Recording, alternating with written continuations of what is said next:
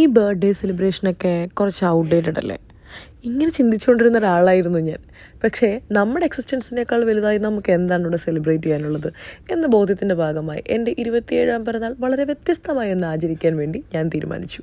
Number 1, ഞാനൊരു international solo trip പോകാൻ തീരുമാനിച്ചു. നമ്പർ 2, ഞാൻ സ്കൂബ ഡൈവ് ചെയ്യാൻ വേണ്ടി അതിസാഹസികമായൊരു ഡിസിഷൻ എടുത്തു. അതിൻ്റെ പിന്നിലൊരു ബാക്ക് സ്റ്റോറി ഉണ്ട്. പണ്ടൊന്ന് ആറ്റിൽ വീണതിന് ശേഷം കുളിക്കുമ്പോൾ വരെ വെള്ളത്തോടുള്ള വല്ലാത്ത പേടി എന്നെ അലട്ടിക്കൊണ്ടിരിക്കുകയായിരുന്നു.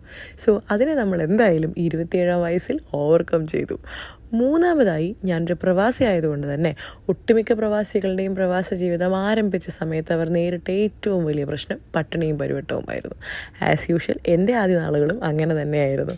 ആഹാരമില്ലാതെ കരഞ്ഞിട്ടുള്ള ദിവസങ്ങളെ പറ്റി ആലോചിക്കുന്ന സമയത്ത് ഞാനെടുത്ത ഡെസിഷനാണ് ഈ പിറന്നാളിന് എൻ്റെ നാട്ടിലുള്ള ശരണാലയത്തിൽ അവിടെയുള്ള അച്ഛനമ്മമാർക്ക് എൻ്റെ അച്ഛൻ്റെയും അമ്മയുടെയും സഹോദരനെയും ഒക്കെ ഒപ്പം ഒരു പിറന്നാൾ സദ്യ അത് ഞാൻ ഇത്തവണ നിറവേറ്റി. അപ്പോൾ നമ്മുടെ എക്സിസ്റ്റൻസ് നമ്മളല്ലാതെ വേറെ ആരാ ആഘോഷിക്കേണ്ടത്? ഇനി ഡിസ്ക്ലെയിമർ ഉണ്ട് കേട്ടോ. കാമുകനും ഭർത്താക്കന്മാരും വന്ന് ബർത്ത്ഡേക്ക് സർപ്രൈസ് തരുമെന്ന് വിചാരിക്കുന്നവർ ഞങ്ങളിൽപ്പെട്ടവരല്ല.